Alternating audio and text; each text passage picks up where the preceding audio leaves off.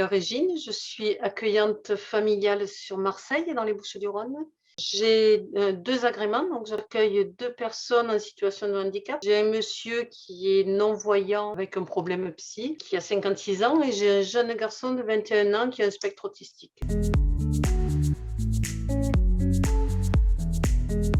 J'étais aide-soignante au départ. Ensuite, j'ai été pendant de longues années auxiliaire de vie, et à un moment donné, je crois que c'est venu naturellement, avoir envie d'avoir, des personnes à s'occuper à son domicile.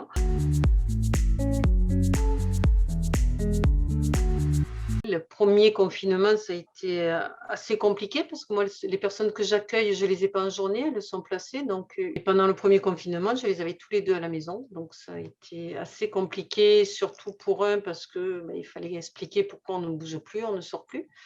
Mais finalement, ils étaient bien contents de profiter de la maison. Ce que j'apprécie le plus, c'est d'apporter quelque chose de réel, de vrai, une vraie vie de famille à ces gens-là, et de faire participer ma vie à ces gens, à faire participer ces gens à ma vie aussi, dans l'autre sens, parce qu'en fait, mes petits-enfants apprennent ce que c'est un handicap, et je trouve que c'est un atout énorme pour les enfants, quoi.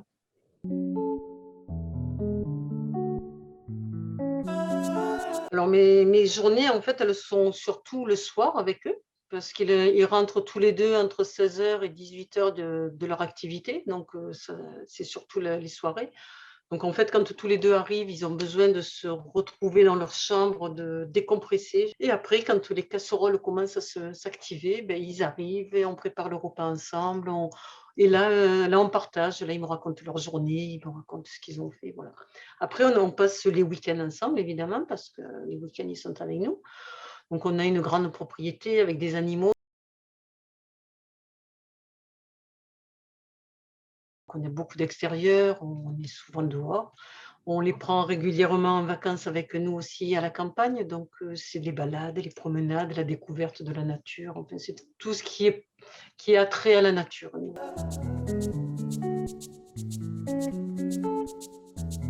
En fait, il y en a un surtout pour le monsieur qui est non-voyant et handicapé mental. J'ai un moment de vie qui m'a vraiment très touchée. Ça fait presque 5 ans que je l'ai à la maison, donc il s'est vraiment habitué à nous, et il a retrouvé une famille et une vie de famille. Donc du coup, il arrive à exprimer ses souvenirs, et il arrive à nous raconter des choses, et je trouve ça magnifique d'arriver à le débloquer parce qu'en fait, il dit des choses qu'il n'a jamais dit à personne. Je trouve que c'est fabuleux d'arriver à avoir cette personne qui s'épanouit et qui vous raconte sa vie d'avant. Donc ça fait partie des moments privilégiés qu'on peut avoir avec ces personnes.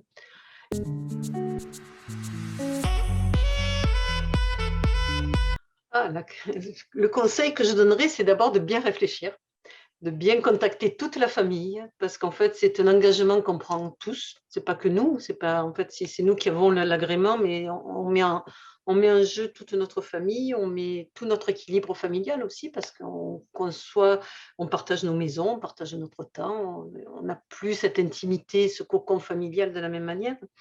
Mais je pense que quand on a ça en tête, qu'on a envie vraiment de donner à quelqu'un comme ça, il faut le faire.